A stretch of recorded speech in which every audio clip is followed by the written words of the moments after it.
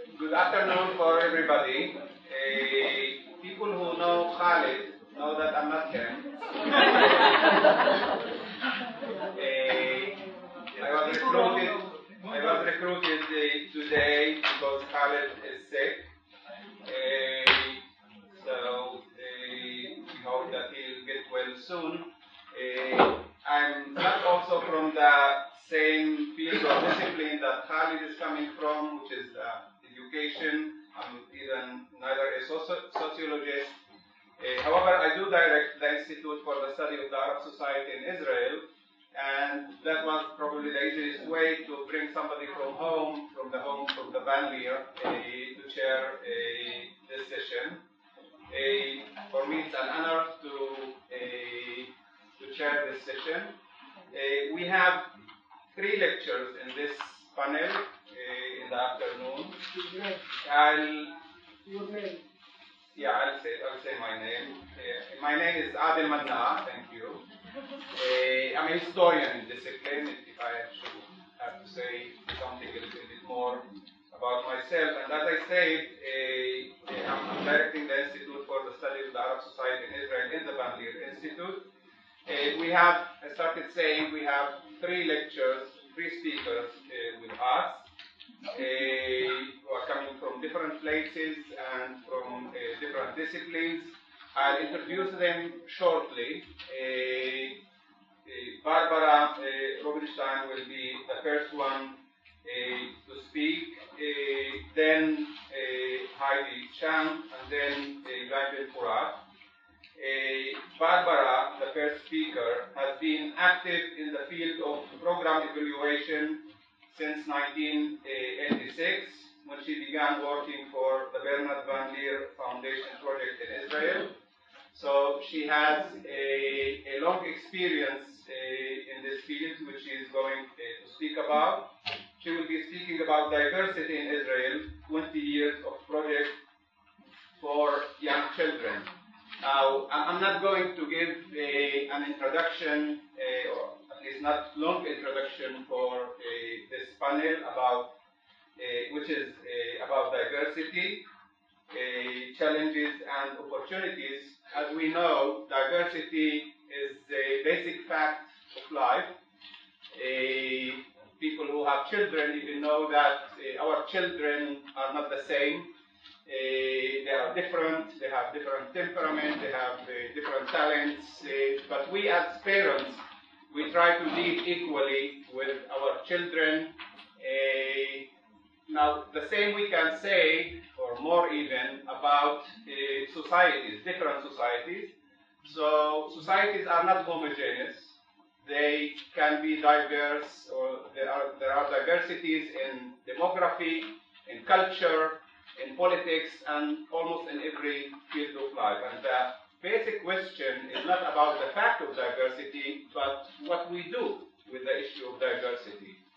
And the societies and countries, states are dealing with this issue differently, and I'm happy that we'll be able here in this session to hear about the experiences from different places. After each lecture or presentation, we'll allow you to ask a couple of questions of clarification, short questions, short answers, in order to leave enough time in the end for a deeper discussion of the 3 papers together. So, Barbara, please, the podium is yours. Actually, it's a great honor for me to stand here before you.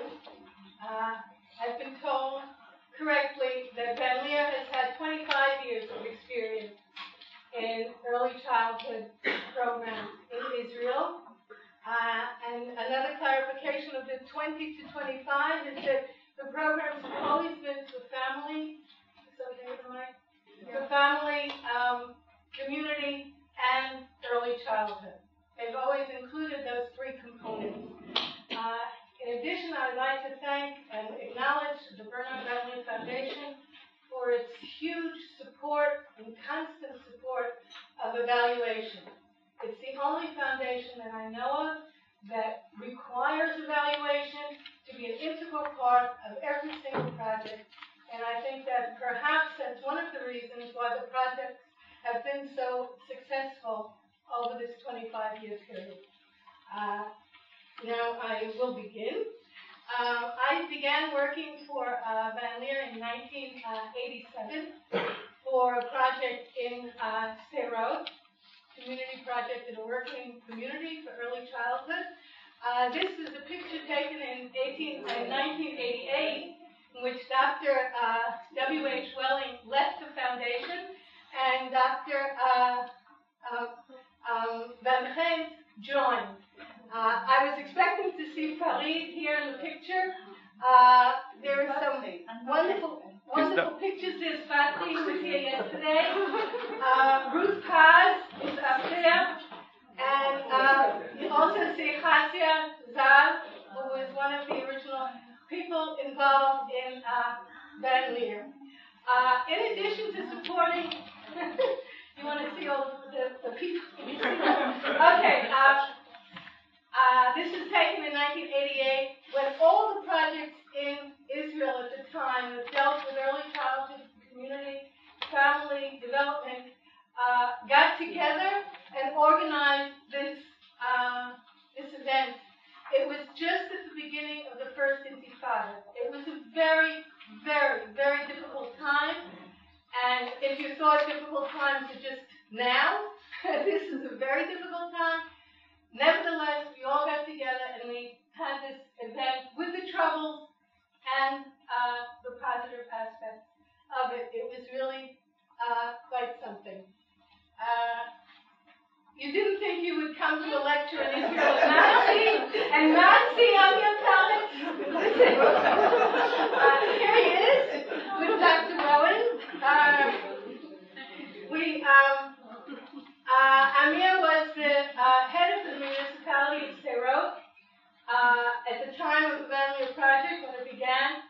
And every visit from Van Leer, program directors, executive directors, visiting people, they always met Amir in his office at the municipality, where they were always welcome with a great deal of warmth.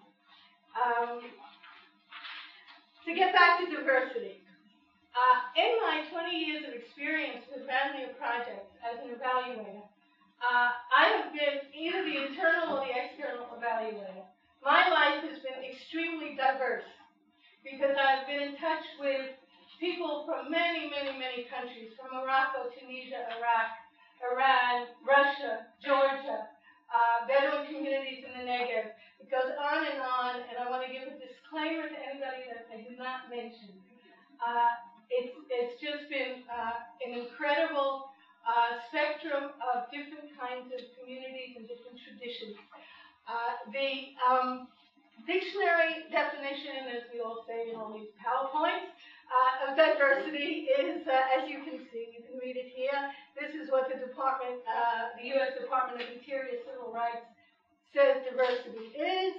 It includes race, religion, color, gender, national origin, disability, sexual orientation, age, education, geographic origin, skill characteristics. It just goes on and on. I'm sure my other colleagues will go into that more thoroughly. In the words of Ruth Paz, who was here yesterday, from her book Paths to Empowerment, she said the diversity of the Van Leer experience in Israel is rooted in the diversity of Israeli society itself, shaped by the meeting and at times clash of cultures. And I think this is how diversity can be seen in terms of the Israeli picture. Okay, now I want to go over how you deal with diversity. And this I'm going to go over very quickly. These are different models of how societies have dealt with diversity. There's the separate but equal model, which was popular in the United States until the 1950s, until the Civil Rights Movement. It was clear to everybody that it did not work.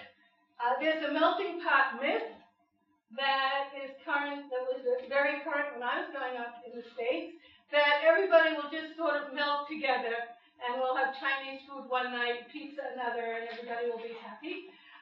What happened actually was that there was a new culture in America where there was 7 people within the new culture. That is, there's a Chinatown, there's a little Italy, there's a little India, there are all these little places within the culture.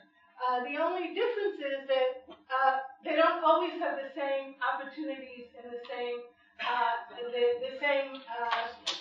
rights.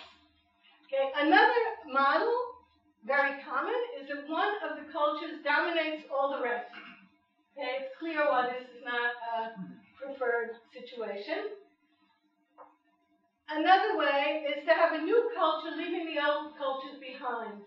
And this is essentially what the kibbutzim in Israel tried to do when they first established themselves. They decided they would not have anything to do with their past. They would create their own kibbutz culture. The only thing is that all the songs have Russian melodies, and all the dances are similar to those they do in other places. Another model that is less successful, and that is true throughout the so-called underdeveloped world, is that one outside culture comes in and dominates all the other cultures. And it's clear why that is not a good example. This example is the one that I think is the preferred one, although I couldn't get the green and the gray to go into the circle for some reason. That's only a graphic mistake. This is a new diverse culture made up of all the cultures, so that each bit of diversity becomes part of the new culture and it is part of this new culture. It's a diverse culture.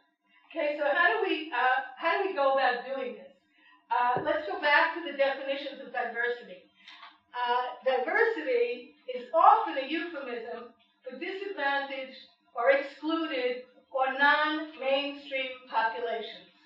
Okay, so let's not, be very happy with all this diversity stuff. The people talking about diversity usually have an agenda because they need an agenda. And the people who are very happy about diversity are sitting in a position where they can be very happy about diversity. There is usually somebody excluded in the diversity picture. Okay, according to Anna Ben-Gurion in the Leer publication, Young Children Aren't Biased, Are They? Diversity and equity approach is predicated on inclusiveness and appreciation of the origins of all. And this is essentially what we should strive for. Social exclusion, according to the Commission of European Communities, is multidimensional and dynamic, referring to processes, mechanisms, and structures whereby individuals and groups are excluded from taking part in social exchanges. And this is often the situation that exists when you hear a lot about diversity. So what can we do to move towards inclusion? And that, in essence, is what our goal should be, is to move towards inclusion. One of the things is a firm appreciation of one's own background and strengths, so that we know where we're coming from and who we are. The second is skills to function well in our own and in the excluding community. And this shouldn't be forgotten. Many times in the diversity discussions, people forget, with all the beauty of all the traditions, that there are skills necessary to cope and to function well in the excluding community. Okay? And in order for it all to work well, we have to have appreciation of the backgrounds and strengths of that excluding community. Okay? And the other excluded communities in the whole picture. Okay? This is the Van Leer approach in terms of what I have seen in my 20 years experience of going from the excluded community to the included community. That is, the non-mainstream to part of the mainstream. Okay? It's based on skills, capacity building, self-esteem in terms of oneself, one's family, and one's community. And it works on three planes. The child, emphasizing tradition and skills, the parent, emphasizing tradition and skills, and the community, emphasizing tradition and skills. So this is the way I see the Van Leer approach in my 20 years experience. This is a model that was very common, and there are people in this room who were very instrumental in building this model. This is the way we worked in the 80s. There was a course for early childhood paraprofessional workers who came from the community. These women would then become paraprofessionals in a home visiting program, receiving instruction all along. There would be a family that was participating in the program. Often the mother in the family would say, hey, that's a good idea. When's your next course? Maybe I can take it. So that we had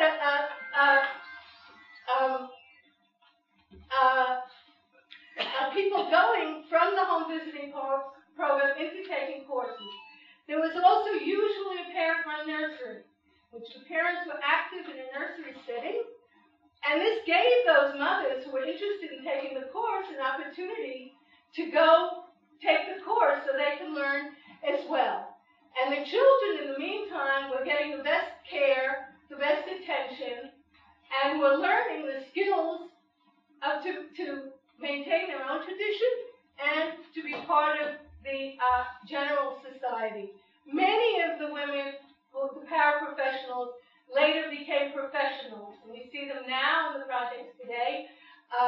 They became active community members and active in all the established early childhood settings, the Na'amad nurseries, regular school kindergartens, and so forth. So this was the model that was current in Sderot. These are some examples of, at first, the tradition. This is the tradition of swaddling from Morocco, which was in the early days of immigration. This was this was looked down upon by the well-baby clinics. How can you wrap a baby up that way?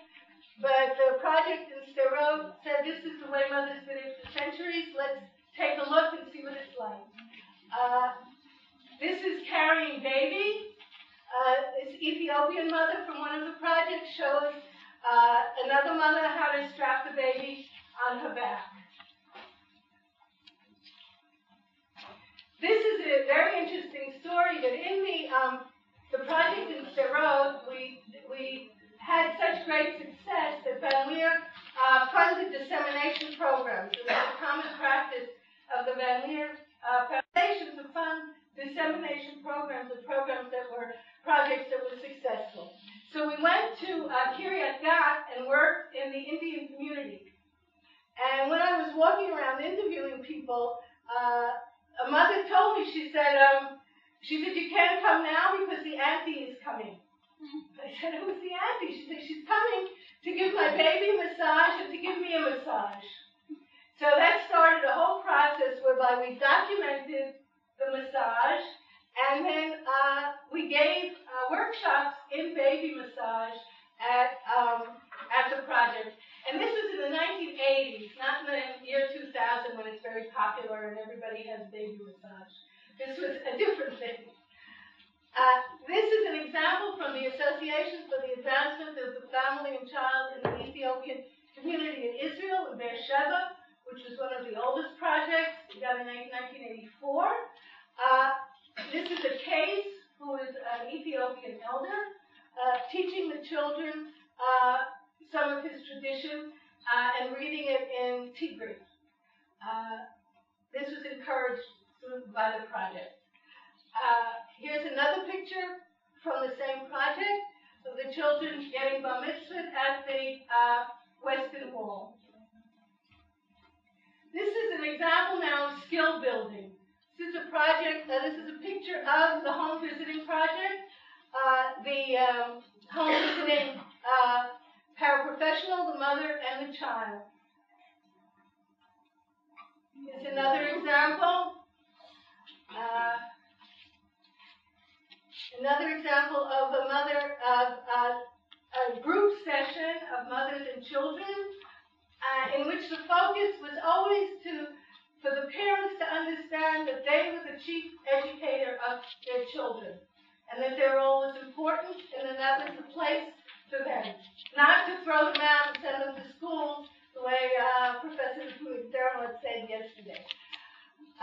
Now we come to the current time. This is Al-Maya, the project for the advancement of the Ethiopian family. Made an acronym finally because it was too long. There was quite a number of upheavals in the project.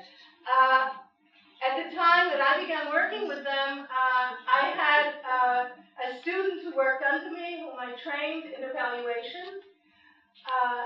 That was the beginning of that kind of duo, of having a senior evaluator and a trainee from the community.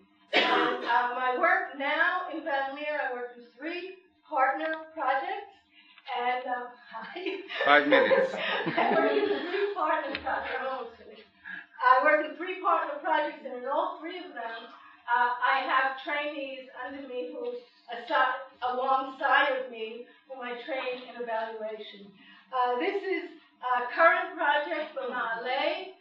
It's an after-school center for Ethiopian children. These are not the same Ethiopian children. These are new waves of immigration. And the instructor was a paraprofessional in the very, very early years and went to the university and is now a teacher. This is the same program. And the woman on this side of the picture was one of the original paraprofessional workers in the 1980s, the early 1980s. This is another program with a different approach that I'm working with. It's the Regional Multidisciplinary Center for Parenting.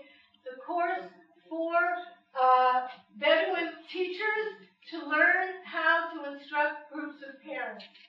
And the idea here is a little different from the original idea of working with paraprofessionals, and is perhaps a reflection of the strength of populations at this point, in that the work is done with professionals, giving them an additional tool for capacity building in their own community.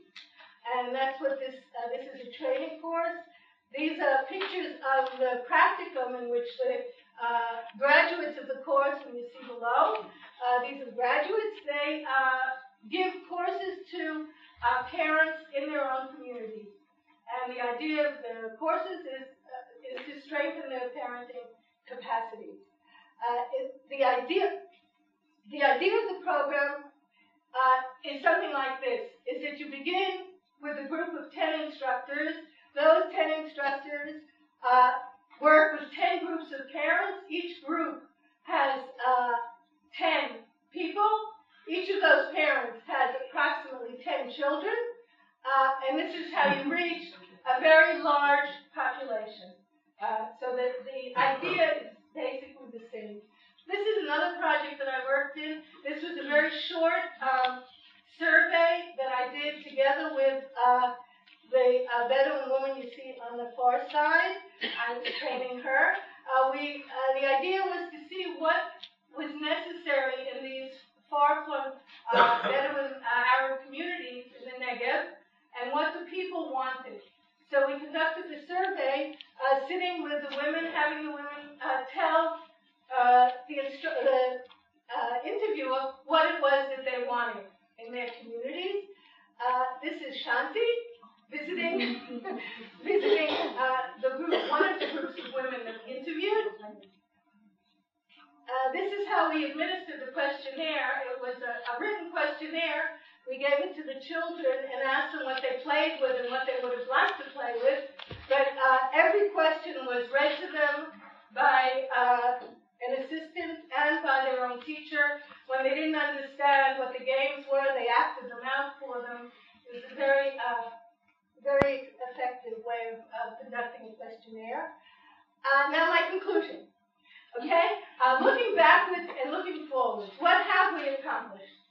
Okay? In order to know what we've accomplished, we have some evidence from tracer studies, one which was done by Miri Levine-Rosales within the framework of a larger project at the Van Leer Foundation.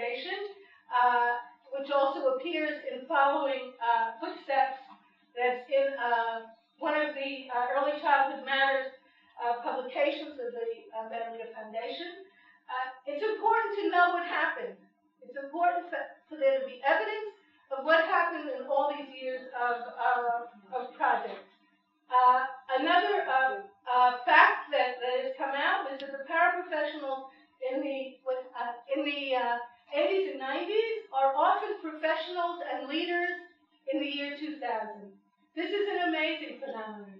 And although there have been many clashes, and I was thinking about this on the way up here, that in this group of Van Leer projects or partners, even the bad guys are good guys. So that when you think of the conflicts and the problems in the past, you really get that feeling that we were all in it together at some point. Okay, the children of the first programs are now leading participants in the management and implementation of other programs in and outside the Van Leer Foundation-supported arenas. I don't know if those of you who were here yesterday met Grafa, who works with me. She's still on a bus somewhere in the country trying to get here. We went through some pictures from the old times. She looked at this picture and she said, she just gave me a parking ticket. She's a policeman. And he's studying electrical engineering in the university. And he's a captain in the Army. And she works for the social services. She got her degree in social work. So these are amazing outcomes. And they should really, really be documented. So these are my suggestions. Like a good evaluator, I always end with suggestions. You can take them or leave them. More tracer studies are needed to strengthen those that have already been conducted.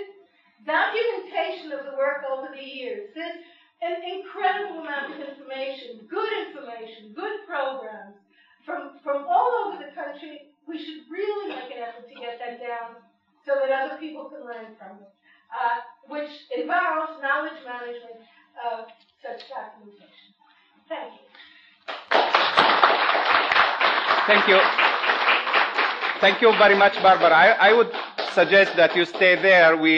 As I said, we'll allow a couple of questions, informative one, clarification ones, but, not deep discussion. We'll keep that for later time. So, yeah, there is one there, please.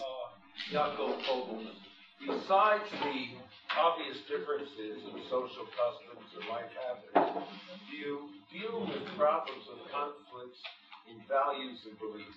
And if so, how do you deal with it? Well, I have the great advantage of being an evaluator. So I don't have to deal with all these problems. How do you evaluate? But my evaluation of the way that the staff deal with it is that every staff that I've worked with, family or projects or partners, has had incredible reflection. Either once a week or once every 2 weeks, they meet to reflect on what they've been doing. If there is a problem with beliefs, the one I can think of that really comes to mind is hitting children. It's one of the problems I have with evidence-based research. If you hit a child, he behaves, generally. Okay? Parents can say that. They say, but it works. It doesn't work when I talk to him. So somehow you have to figure out why working should have a long-range problem. So I think that the staff themselves deal with these problems. And if I can help them focus, that's part of my job. I hope that answers the question. Yeah, thank you for that. And another question. Yes, please. It's a comment. Since I was a field worker in some of the projects that Barbara mentioned, I want to emphasize that the success of the children, and they are really very, very successful, those children from the late 80s and then early 90s, we think that it derives from the work that we have done with the parents. And since we know this community very well in the community in Beersheba, we know that sending them only to a nursery school or the best facilities, educational educational facilities was not enough. Only if the parents were involved, we see the results in the children.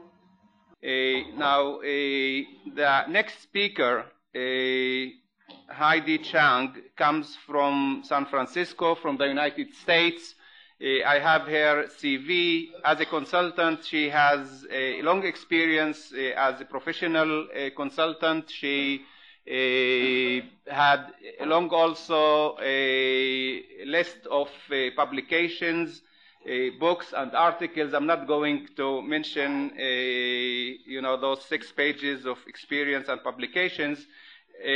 However, I just will say that the United States, as all of us know, have long and continuing issue of diversity. I just visited my son lately in Houston, and I came back, and I saw that the people who come from Mexico now already there are a majority, not a minority. It's the same in other places like California and other places. And the issue of diversity in the United States was dealt in the past by different ways. I'm sure that you don't have the whole time to speak about the whole experience, but please, within the 20 minutes that we have, I'm happy that we have the opportunity to hear from your experience from the United States. Please. Thank you. First, let me again say how appreciative I am to be here. It's an incredible experience to be here in Israel and to have the chance both to share with you, but also very importantly to learn from all of you. Because I think truly what we learn is when we can hear and see what happens in other countries and see how we can apply that in our home countries. And I hope that what I have to offer you seems somewhat relevant to your experience. I think it is really hard sometimes to see how you can bring what you know in your own context. And it'll be I really trust that what you know is what works and what won't work, and you'll take that as you do if you listen to my comments. I want to start by sharing what may be a really obvious fact for all of us, but it's, I think, that how each one of us thinks about the world, child rearing, our response to our ethnic diversity in our environment is deeply shaped by our own personal experiences. And that's a prism and a lens through which we view what should happen with kids and what we should be doing in our own work. And I want to bring this concept home for a moment, and I want to ask you for a moment to think about someone with whom you spent a lot of time, who took care of you before you were the age of 6. And think about that person for just a moment. Think about what they look like. Think about their name. And now what I'd like you to do is think about a couple key important values you felt that you learned from that person, that they taught you. Do you want to run down or just think about it in your head? For me, when I think about these questions, they really evoke the memory of my grandparents, who took care of me while my parents were working. There's so much I learned from them, I couldn't even do it in a couple of statements, but I'll share 2 of them. One, I really learned to take pride in my Chinese background. I'm a Chinese American. And in my own language. I'm the child, actually, I'm the youngest of the 3 children in my family, but I'm the most fluent, because by the time I was a child, my grandparents had been brought to the United States to help take care of the kids.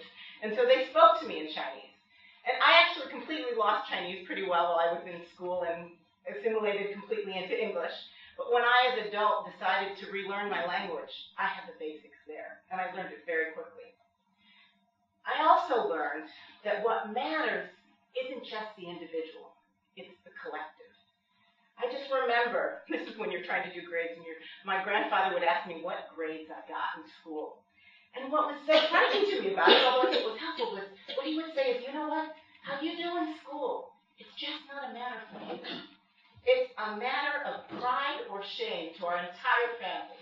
Not just you, our entire family. The generations before you, the generations to come. That responsibility made me do really well in school. But it's about a sense of collective identity, and that what you do matters for everyone else. And I do think this points out a theme that's already starting to reemerge today, which is that how young children develop is deeply affected by the adults with whom they spend time. And for me, that is, of course, your parents. It is also your extended family or relatives, and it is also the child care providers and the other people who play key roles. And what I'm hoping I can do in my comments, by the way, I do think we can still learn as adults. I keep hoping that I can learn and older kids can learn. But I do think that somehow what happens when you're very young and you're really learning about how to interpret the world lays a foundation that can have a lasting impact.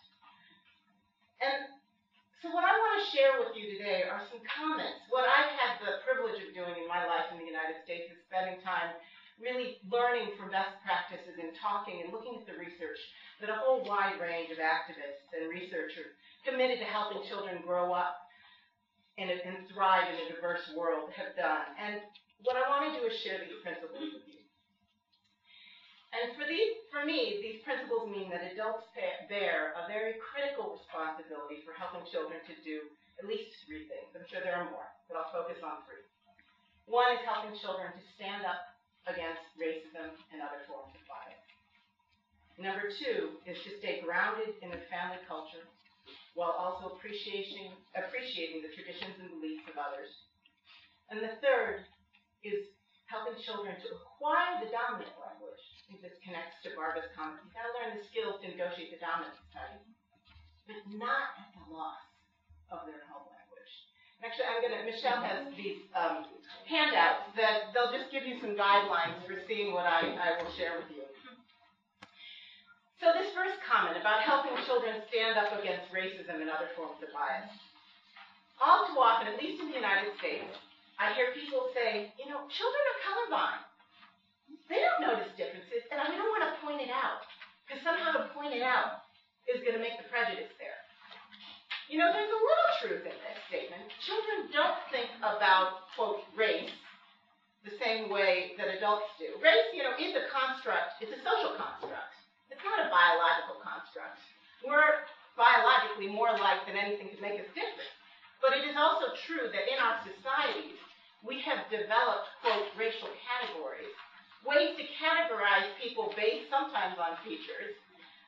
And when children are young, they don't know these categories. By the way, the way I know that these are socially constructed categories is if you look, for example, at the U.S. Census, the categories we use to categorize people change dramatically over 100 years. If they were real categories, you wouldn't continue to change them. What isn't true, though, about the statement that kids are colorblind is that children do not notice differences. Children do notice differences, and they start to notice differences in physical features or the way people are before many of us even recognize it's happening.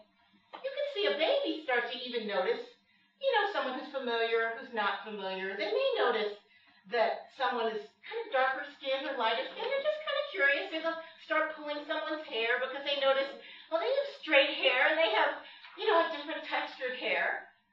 Or by the time they're 3 and 4, then they put these reactions into words. Grandma, how come my skin's darker than yours? Or as my child asked me when he was about 3 and a half, Mommy, I know there's a Chinatown. Does that mean there's an English town? And by the time they're in kindergarten, they do start to categorize people based on appearances. Although usually it's not our categories. It may be all the long-haired people go here, short-haired people go here, or they may start to do it on skin.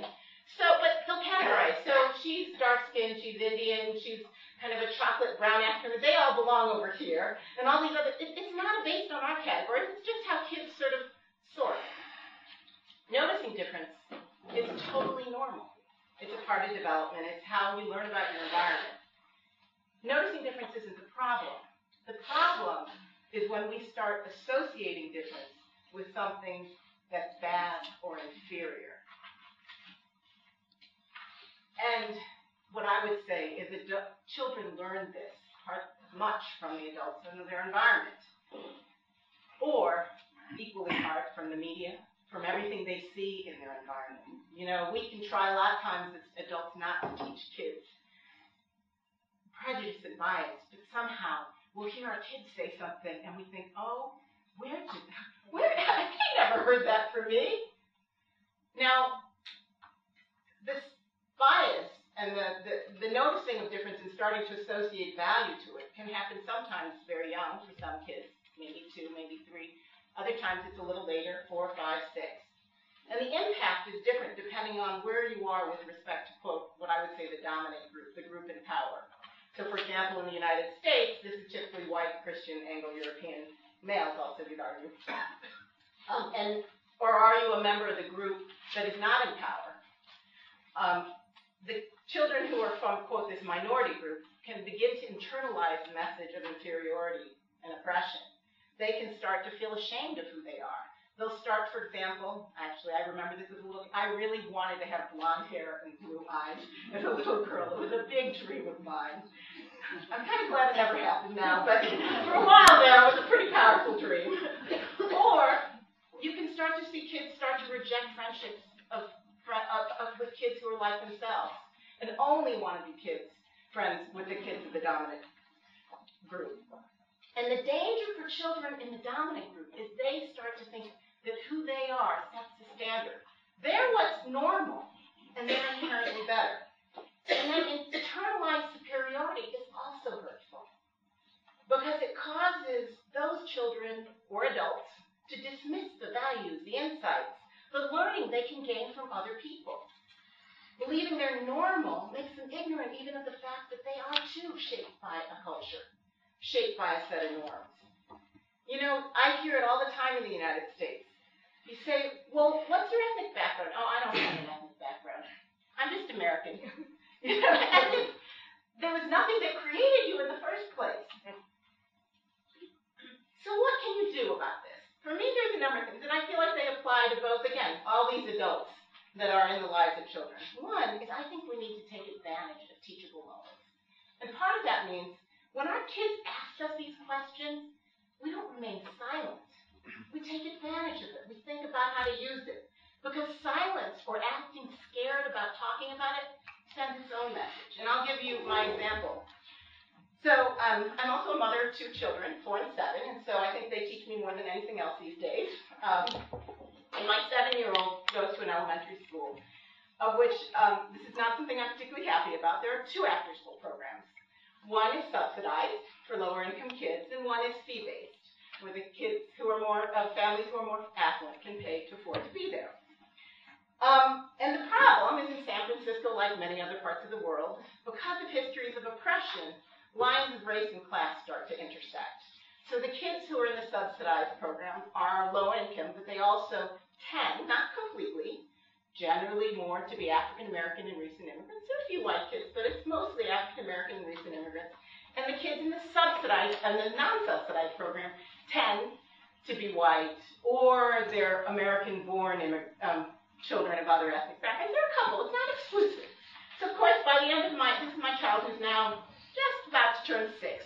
At the time, he says, Mommy, why do all the black children go to the CDC, the subsidized program? I kept thinking, I hope you're not going to notice this and ask me this question. But sure enough, by the end of 1 year of school, he was. And so I know that in the long term, I actually would love to see these programs integrated. It's not, that's my own personal vision of one thing that could help it. But in the immediate time, but that's not going to happen for a while.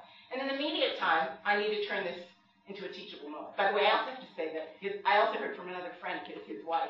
His mommy said, he told his mom, hey, Mommy, you know what? I really like that I'm white.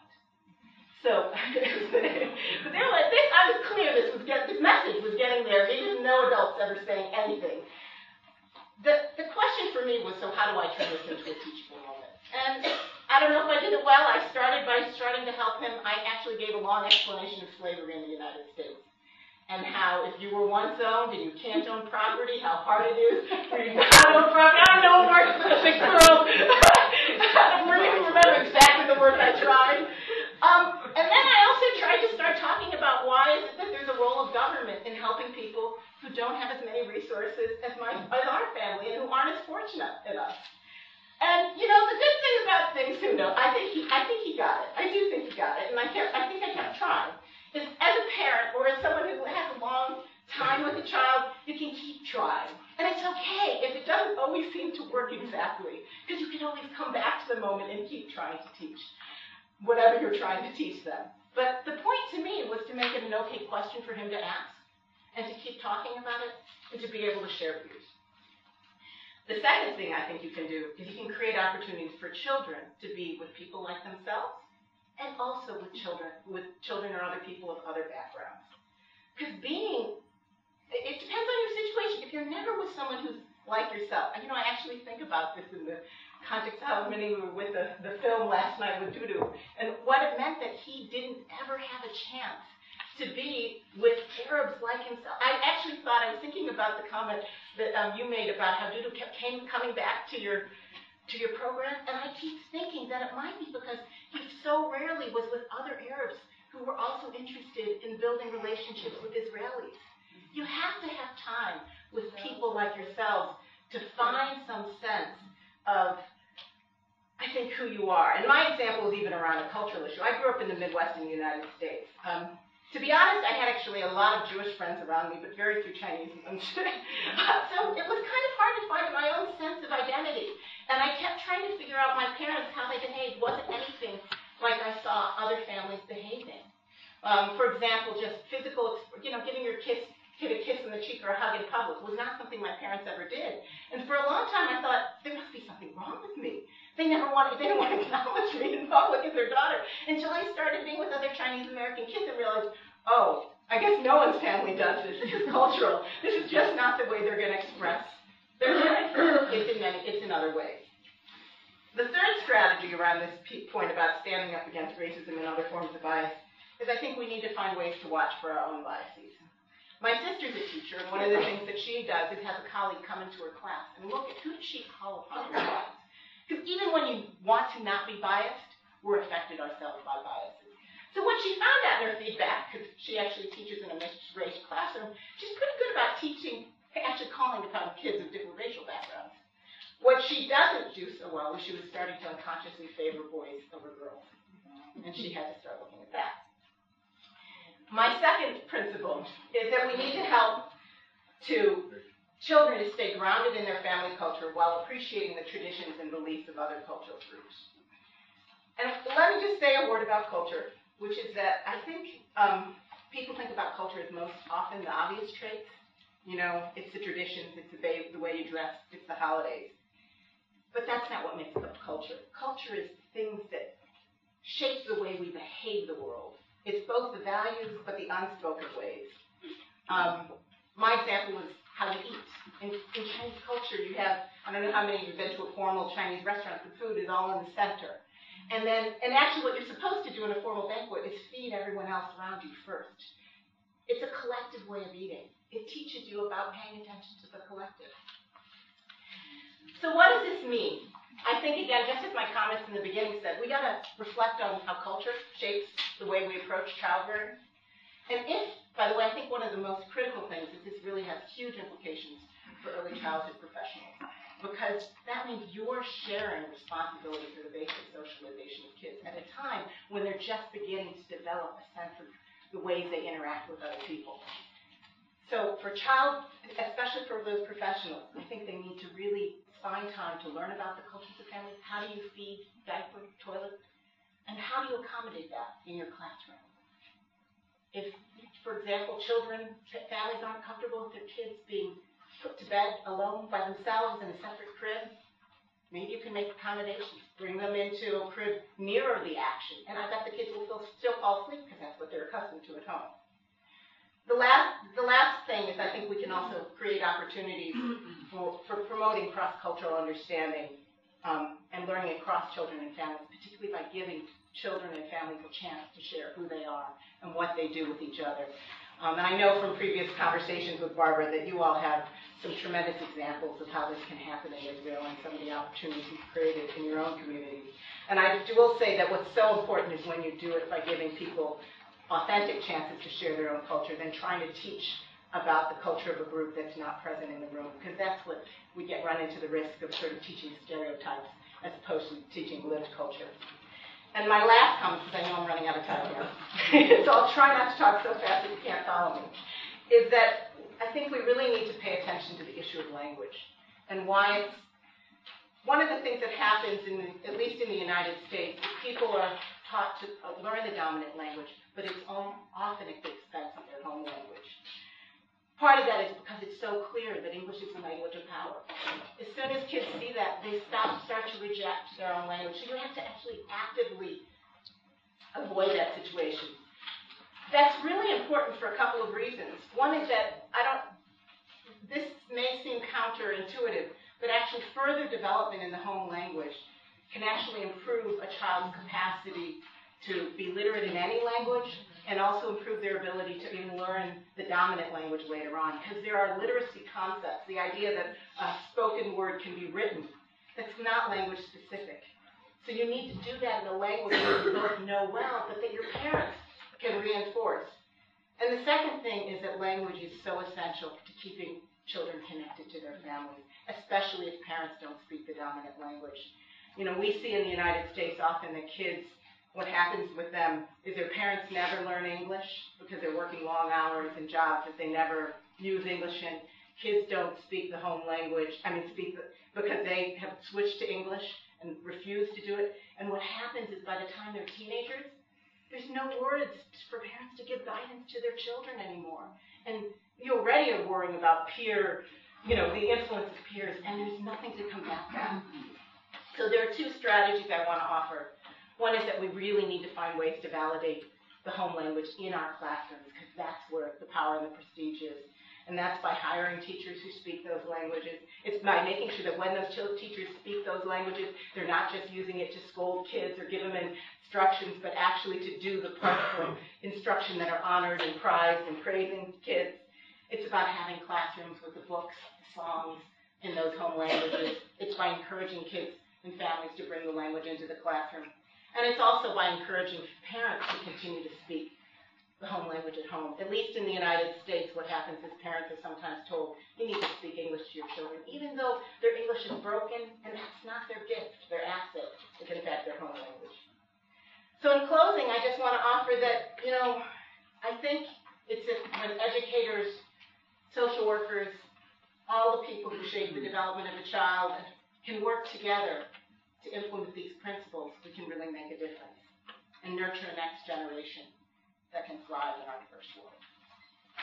Family culture and family language, and you make it sound like parents always speak the same language as one another. And they do, yeah. And I think in this country, in this room, probably a lot of people grew up with parents who came from different cultures. Mm-hmm. There are 3 or 4 languages going on in my home. Mm-hmm. How do you deal with families like that?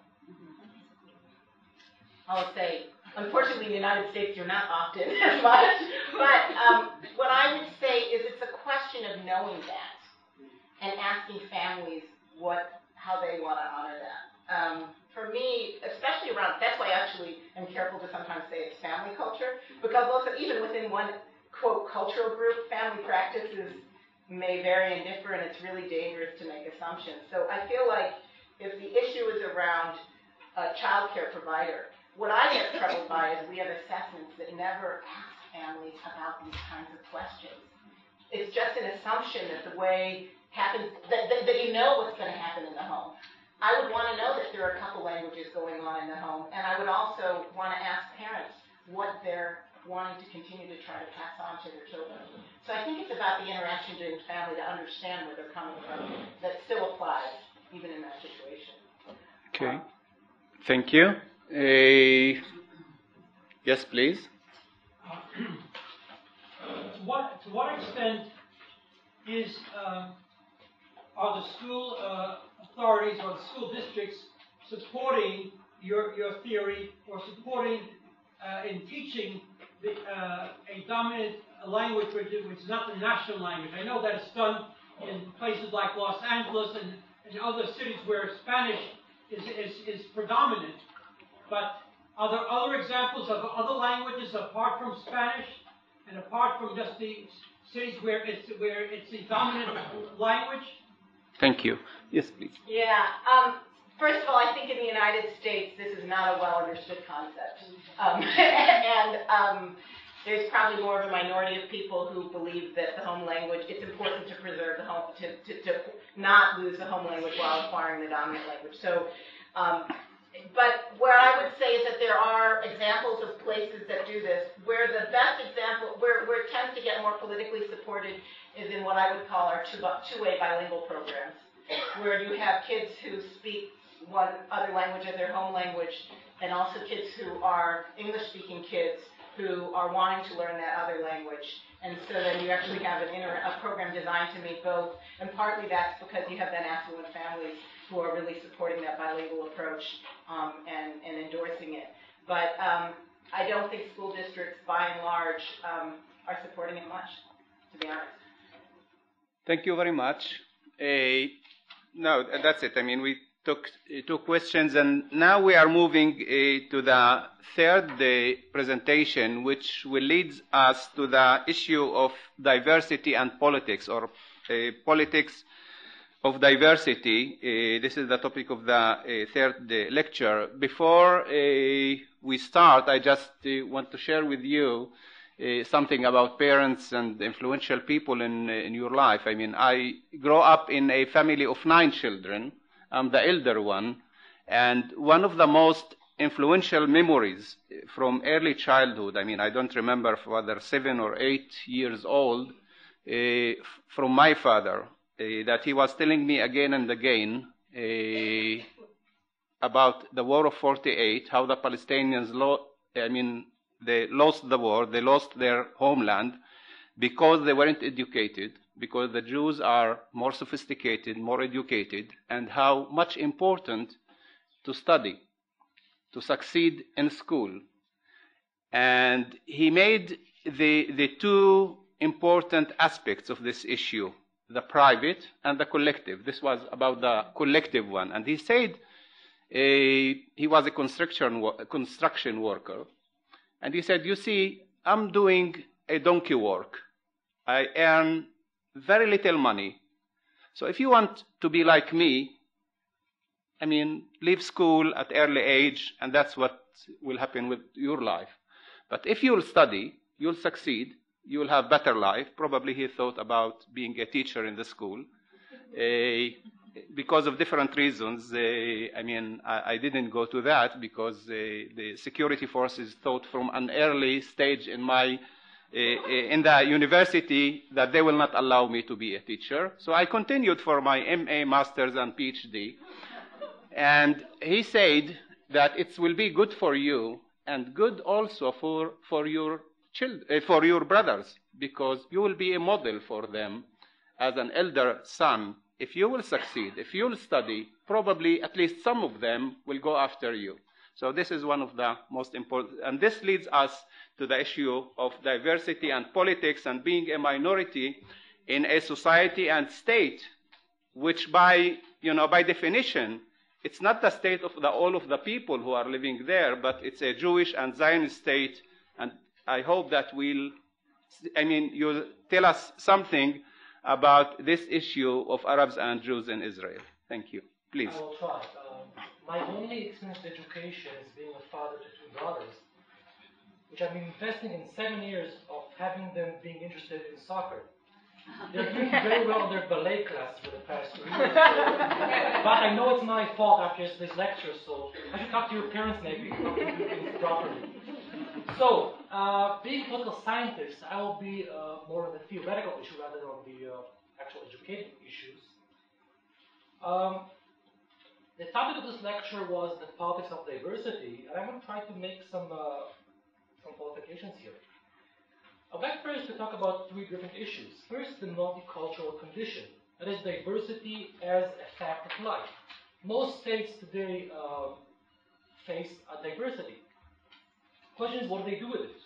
That's, I think, a very important variable. Secondly, we have the multicultural politics, or the politics of diversity. That's where groups organize in order to have their way. Thirdly, which I want to actually focus on, is the multicultural policies. This is where the state recognizes the differences. This is where the state decides to act and recognize the fact it is a diverse state. And I think in the Israeli case, this is where we're lacking. We have a multicultural condition. We have the politics of diversity. I think we're responding very poorly to a situation of diversity, and I think that's a very important issue in the next years to come. I would like to offer 3 ideal type models of how states can deal with diversity. How do multicultural states deal with diversity? And I'm assuming we're talking about a democratic multicultural state, but otherwise it's not very interesting. I would like to offer 3 ideal types: assimilation, liberalism, and multiculturalism. An assimilating state puts forward a model of something into which people should integrate. Under this model, cultural change is a condition for citizenship, for integration, and for mobilization. That is, there's a model. If you want to move up in society, you have to accept that model and act upon it. This leaves, of course, an important role for the state apparatus. Educating system, policing are all according to this model. Everyone should line up according to this standard. This raises, of course, important questions. Who sets the standards? The melting pot, of course, is the myth. It's not everyone mixing together. It's one powerful dominant majority who dictates to the other what the model is. Secondly, is mobilization guaranteed? That is, once you go through this process and you assimilate yourself, will you mobilize? Does it deliver on its promises? Not necessarily. Cultural oppression. When you force people to assimilate, what does that entail? I think France in the past 2 weeks gave us some indication of how assimilation can be very counterproductive. Lastly, and related to the other things, it's who can be assimilated and for what price. That is, assimilation is not for everyone. Once society defines a standard, there are certain people who cannot be assimilated no matter what they do. For example, Arab in a Jewish state cannot be assimilated. They are unassimilable into the model set by the state. And of course, people who are farther from the model have to pay a higher price for assimilating. So that's one problematic model. The second model is the liberal state. The liberal state focuses on individual rights and freedoms. The state, in that sense, is neutral. That is, the state has a minimal thin identity, and other identities are a private affair. So from the state point of view, the state is colorblind, supposedly. That is, doesn't see differences. There's the same set of rules that applies for everyone. So prejudice should be fought. But diversity is not something the state acknowledges. It ignores it. It privatizes identity. This is also a model that raises the question: is the state really neutral? Can a state be neutral? Or does a state, by every act of it, defy neutrality? By setting a language, a calendar, the state cannot be really neutral. Secondly, can the liberal state answer the needs of diverse groups? That is, groups who want a different type of life, who have another view on the way children should be educated, the public sphere should be run. Can this state accommodate them? An oppressed minority. I mean, doesn't that actually oppresses the minorities? In other words, is this not the same as assimilation in a different guise? Maybe there's less demand, but it's still a model that is based upon some culture and not another. Finally, there's multiculturalism. Now, this can be official or unofficial. There are many states these days who did not officially adopt multiculturalism are nevertheless doing it on the practical level. Demands from below are forcing the state to act upon these demands. So maybe the state is not multicultural by definition, but it is in practice so at different levels. It is acknowledging the difference. Unlike the other two models, this model acknowledges differences. It's about integration without assimilation. That is, you integrate, but you keep the differences. And that's what the question is. The question is, where do these people engage? Where do different people engage? Of course, this is also a model that's under critique. First, for what is called the cult of ethnicity. This model, according to its critics, fetishizes ethnicity, makes it into a very important thing. It ignores social justice, according to its critics. People focus on identity issues and miss out on the more important class and other real, so to speak, issues. It, according to critics, might neglect individual rights. It favors the group over the individual, which could bear some consequences.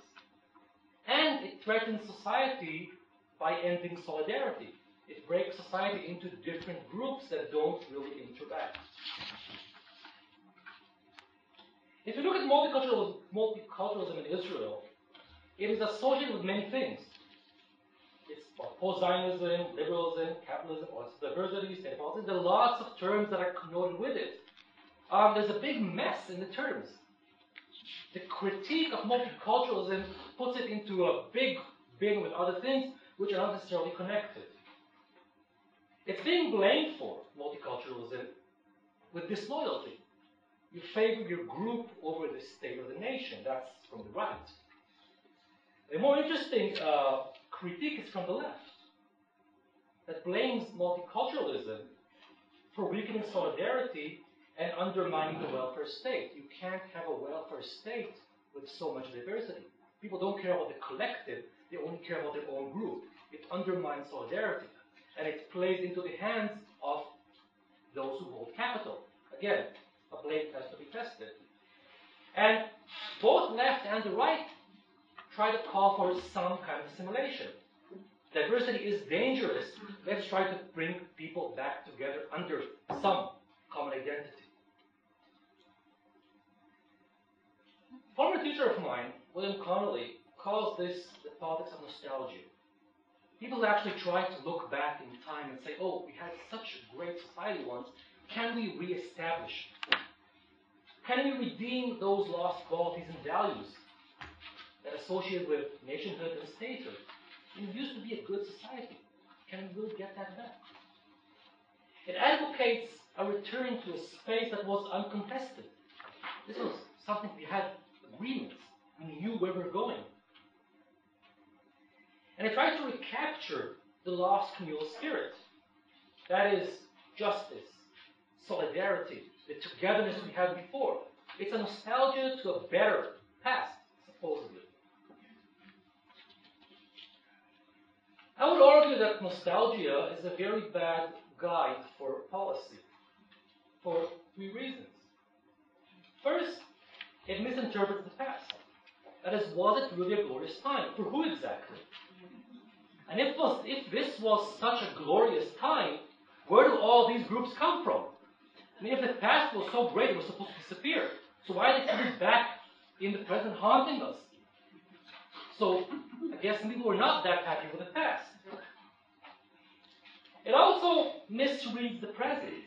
That is, I think it misinterprets what multiculturalism is. It looks at multiculturalism as only demands placed by ethnic groups. But as Kimlicka, a Canadian scholar, notes, multiculturalism is a response by ethnocultural groups to the demands that state imposes upon them. It's not just a semantic. It's not just groups demanding from the state. It's a state, by its very nature, demands from groups certain behaviors, and these groups come to argue that these are not fair. They come to negotiate their terms of assimilation or integration, if you will. Finally, I think it's also a very bad guide to the future. It's speculating. If we go down this road, we're going to be left without a society, with no solidarity, without a welfare state. We're going down the Balkans way, the Balkanization. That's the big word they use. But is it real? I mean, do we have the evidence to support this? And I don't think we have at this moment. We always look here about the US, or at France. What is an assimilating state, the French model? One is more of a liberal type, the American model. But how about Canada? Why not use the Canadian example? Critically, but maybe that's a better place to look for lessons. Canada adopted multiculturalism more than about 30 years ago, more than 30 years ago. And it had several goals: to support the cultural development of ethno-cultural groups, to help members of these groups to overcome barriers to full participation, and to promote creative encounters between groups. So it's integration, yet being separate in the way you can hold your own identity. Coming from the field of political science, I think it's a lot about institutions. In yesterday's lecture, there was a mention about how we need to have children before the age of 12 have a positive experience of encounter with the other. Is that correct? Is that the way you put it? Fair? Okay. Let me tell you a short story. I think I have time, right, for a short story? Sure, you do. It's about football. So, last Friday, I went to a football game with my father. My father is a sociologist who does research about football, which is the perfect excuse to go watch football games. Since he can't go alone, I have to go with him. I have another excuse of my own, so we can leave the families and go watch football. Why am I telling this? We want to watch a game in Kfar Saba. Kfar Saba is a small town in the center of Israel. It was a game between Kfar Saba and Sachnin. Sachnin, for those of you unfamiliar with Israeli football, is an Arab team, the only Arab team in the Premier League. Since our own team, Beersheba, has been relegated to the second league, we are now trying to look for other favorites. So we buy tickets, and we walk into the game. And when you walk into the field, there are policemen that are checking you, doing these very thorough physical checks. You go in, the policeman checks me, and I'm a bit taller, he's a bit shorter, so he doesn't look at my face. He begins to check, and he looks up, and he says, "Where are you from?" "Oh, we go to Sachnin fellows, of course. We're with Sachnin. We always go the underdogs." He said, "Where are you from?" I said, "Beersheba." "What are you doing here?" "I came to see football." "Yes, but why are you not on the other side?" I said, I'm with Sachnin." He said, no, seriously. I said, "Yeah, seriously, I'm with Sachnin." He said, "Why?" I become better than the other team. No, I said, so he takes me to the side, I'll come to the side. I'm going to the side. He says, "No, why don't you sit with Kfar Saba? It's much better for you there." I said, "No, I'm fine here." He said, "No, I really suggest that you go sit with them." I said, "No, I really am fine here." But here's an experience. Okay? I think it's just a way to tell you how to get to a football game, but it's also a way to say about how little encounters we have here. It's about institutions. It's about institutions. It matters. So let me finish up with what is the academia role? I'm totally academic. I don't do any education stuff. Except my two daughters, which is a failure before. What we know, what we don't, what do we need to know about multicultural policies? First, the multicultural reality. You have to acknowledge it. So you have to research the subject. Is it really the end of the welfare state? Does multiculturalism erode the welfare state? Well, there are good reasons to think that it does, but there are just as good reasons to think it doesn't. In the Israeli case, the welfare state is being eroded long before the word multiculturalism came into the discourse of Israeli politics. So, to blame multiculturalism in Israel for the end of the welfare state is simply wrong, even in chronological terms. A colleague of mine, a Canadian colleague of mine who did research, Keith Banting, and Will Trinity actually did a test. Is there a positive relation between states who pursue multiculturalism and the erosion of the welfare state? The answer is negative. There is no relation. I mean, you can't prove it either way. So why should we assume that there was this way? I mean, why can't we assume that different groups can preserve their identity, preserve diversity, yet come together and struggle for the important issues? I mean, what should prevent that? Do multicultural policies retard integration? I mean, we have these immigrants that come in. Is it better to put them into school in Hebrew from the first day? Or actually, maybe it's better to have them in their own language? I think there is some research done about that, but I think we need more research. We need to have the facts on the ground. So I think the academia here has to ask the right questions and try to find some answers. I think academia here has to acknowledge that every model we choose must take into account there are different groups in the society. I think academia must warn of the attempts to make unifications based on the exclusions of some groups. It's very easy to have come together between religious and secular and leave the Arabs out. It makes it easier, but it's not just. It's unjust and it's untenable. I think we have to ask the question about how do you balance between social justice and cultural justice. I mean, you have cultural oppression and you have social oppression, that is economic oppression. How do you balance between struggling for the two? What kind of education does a multicultural society need? What kind of medical services does it need? What kind of a police it needs? I think if the French experience in the past 2 weeks is any indication, and for some reason for many here it was it's about fundamentalism. No, it's about failed assimilation. I think that's where lessons should be drawn from. Thank you.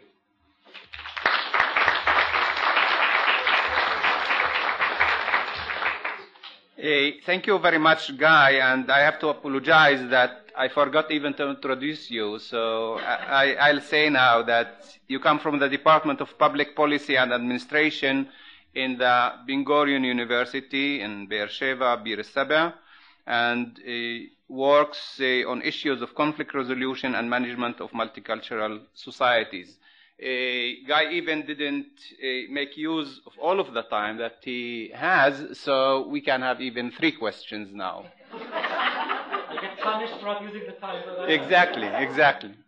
Yeah, so please. I was interested in your comment about the critique of multiculturalism from the left, and I'm sure there's more than one critique, so I don't want to insist that what I understand to be a critique from the left is the only one. I think the one you mentioned is also one. But the one that concerns me most, as I would make it from the left, is not about the failure of the welfare state, but about the ways in which multiculturalism serves the interests of the state rather than serving the interests of the people whose lives we're trying to change. That is, we could say it stops at culture. As someone who's primarily interested in culture, I don't think that's a problem unless it serves the interests of the state. That is, that the state can say that it has advanced some kind of token acknowledgement of difference that ends up being somewhat equal. Everyone has different kinds of food, or everyone has different kinds of dance, and it often acknowledges one particular variety, the one that's most domesticated, the one that's most assimilable, and rejects others. So that I think that critique of multiculturalism is the problem. It identifies what I think is the problem, that is the ways in which it serves the state rather than the ways in which it might erode solidarity. I don't think those are as great concerns with the model of multiculturalism. I don't think there's one multiculturalism. I think there are multiculturalisms. I think it's different agendas carried out by different people. The concern you're raising is a possibility. I mean, it can be a facade. It can be used by the powerful to undermine the less powerful. But one thing, it doesn't have to be this way. It's a question of what do groups on the margins do with their identity and with their demand for social justice. Okay, thank you. Nabila? I have one question for Guy and one question for General. Could I ask them both? Very difficult question, yeah, but... Okay, go ahead. Yeah, the question, a question which we were yesterday a little bit touching it. Could we speak about multiculturalism with a national problem? And as long as we have in Israel the national problem, can we speak about multiculturalism as a reality, or just as you're speaking about post-Zionism and even what is attached with multiculturalism, and where is it? Where is this post-Zionism? I want to see it. I don't see it. So, the question is could we speak about multiculturalism without the recognition of the two nations in the state? This is the one for Porat. And the one that I want to ask more for the general discussion is about who's actually raising the issue of diversity. Is it the majority towards itself? Is it the majority towards the others? Is it the minority towards itself? Is it the minority towards the majority? And through that, could we speak of multiculturalism without speaking about power and about sharing power, about assuring the resource, the redivision of the resources? Could we speak about in Israel, in terms of Israel, when we speak about resources? Could we speak about the national resources as part of the redivision? Could we speak about the state symbols? Could we speak about land? And could we speak about and I don't see that answered by the multiculturalism in Canada, not in Canada, not elsewhere. So that's why I think we have to look about our own values and go back to real, and it doesn't matter if we call it multiculturalism or whatever, we should speak about which values we want in that model that we want. I don't want tolerance. For example, some people were mentioning yesterday tolerance. I'm happy that you didn't mention it here. Tolerance. I don't want anyone to tolerate me. I'm sorry. I don't want tolerance. So that's. I think it's very important to go back to not to the model. Theory it's important, and I thank you for the presentation. But I think we should speak about values. Thank you. Okay, thank you. I would suggest that you answer the first question. Then when we will move to the second question, we'll liberate you from the third question as a punishment, and we'll start the discussion with the group, because the second question that Nabila raised is actually to the forum, to the three speakers. So with that question, we'll start the general discussion. Go ahead, please. I'm confused now, but I'll try to answer. I don't want to overstretch the Canadian model. I mean, there are differences, but if you will, Canada has two nations within it, different languages. It has an indigenous population, a native population with land issues. So there are some but I'm definitely with you on the issue that multiculturalism is not just about culture. It's not just about recognizing the fact that you eat different foods. No, it's about justice. It's about social justice. It's about economic justice. Equal citizen rights to begin with. Yes. Equal citizen rights, which is not here in Israel. Yes, I'm not. I'm sorry, in food we have multiculturalism. Around the state, everyone enjoys eating hummus. But when we ask how you make the hummus, then the Arabs could do it. Okay. So everyone recognizes it, but doesn't recognize even the original. No, I agree, but I'm not a representative of the state here. I'm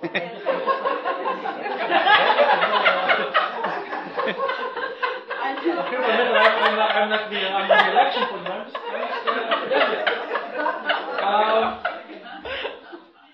I do think that if we go to the Israeli situation again, I think it's about institutions. It's about power sharing. It's about power sharing, definitely.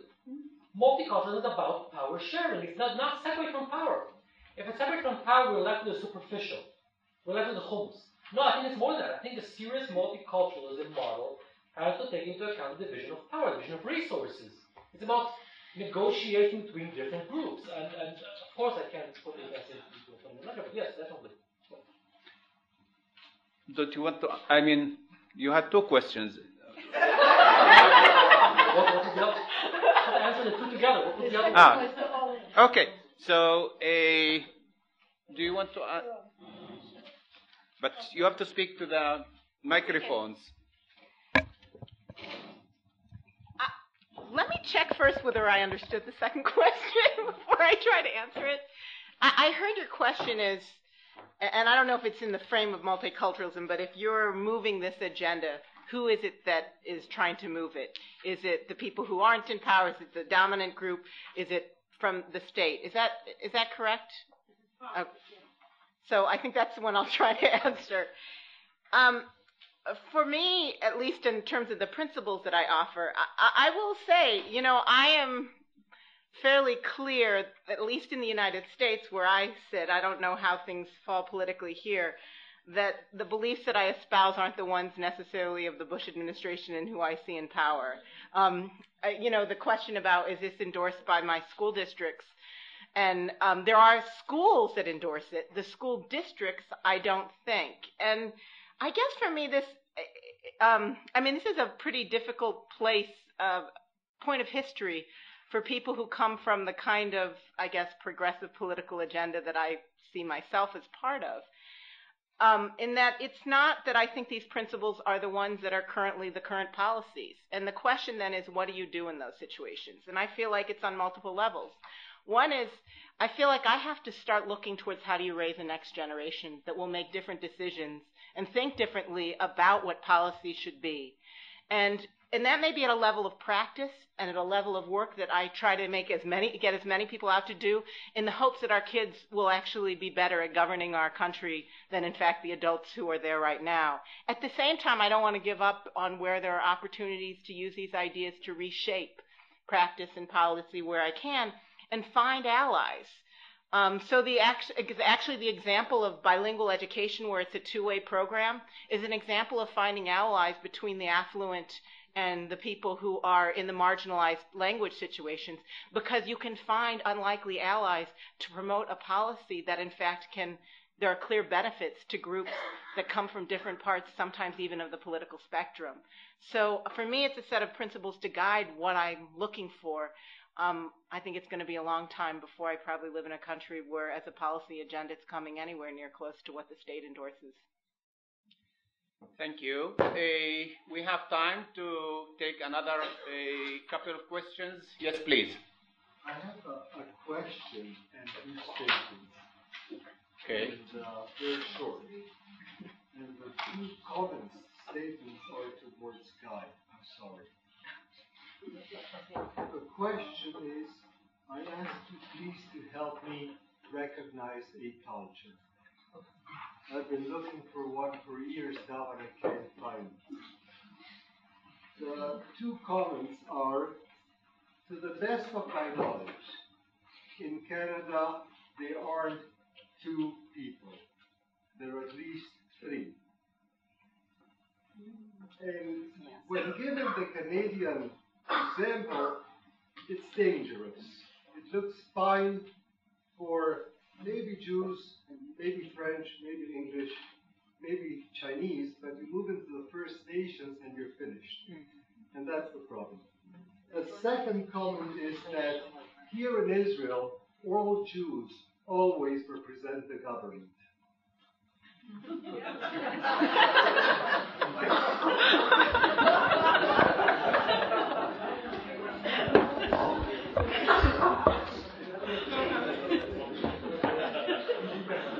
Okay, what is a culture? How much time do we have? We spoke about challenges, so we have challenges. That's a challenge, yes. I don't think I want to go now into the anthropological definitions. I think a culture, from my perspective, is what an ethnic group holds together. It holds it together. It's a very circular definition, but I think it's what it is, obviously. It's what a group believes that holds it together and wants to preserve. I can't give a better definition out of my head at the moment. About Canada, I agree. I mean, definitely the First Nation are worse off than the other two nations. I think, and I need to be more educated about this. I think Canada, in terms of even if it's of its native populations or First Nations, is way ahead in what we are in terms of our native populations. So, not true? Okay, well, then I stand corrected. But sorry. We do a better job towards ours. Okay, possibly. I live in Beersheba, so I actually going back and forth on the roads of the Negev. I'm kind of skeptical about these things, but maybe. About representing the government, if it comes with a paycheck, I'll consider doing it.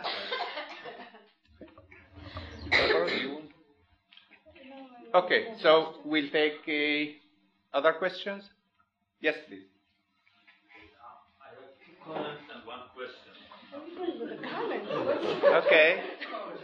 We'll allow comments too. Yeah, go ahead, please. The first comment is for Guy, and I really enjoyed the lecture, but My comment, maybe a question, is one interpretation is of your last, let's say, chapter in your lecture is that state and society is almost the same. And if we will have correct policies, we can have some correct multiculturalism. And I'm going back to the comment of the lady here. I think there's a question here. How can we differentiate between state and society? If we are talking about diversity, we always have a tension between diversity and the categories that states take to refer to diversity. This was one comment. The second comment is a comment about the process we see here. And I want to say that there's a very big tension in Israel between issues of multiculturalism and the questions of multinationalism, of the rights of the Palestinian minority. And this is something we have to put in front of us, not to cover it with words. Then there's a competition here even between Russian and Arabic. It is only one example for a competition, and I can go on with it. The third question following this is for the first speaker, Dr. Barbara Rosenstein. I enjoyed and learned a lot from your lecture, but this was a very optimistic way of portraying these experiences. And I'm curious, what were the major mistakes? What mistakes are still staying with us? And one more. Is there also questions regarding my first comment about the notions of diversity in Israel? What are the changes of the notions of diversity in Israel? Okay, thank you very much. Please. Okay. Those of you who know me in the audience know me as Pollyanna. I'm always optimistic. That's my nature. I love my work with Van Leer projects.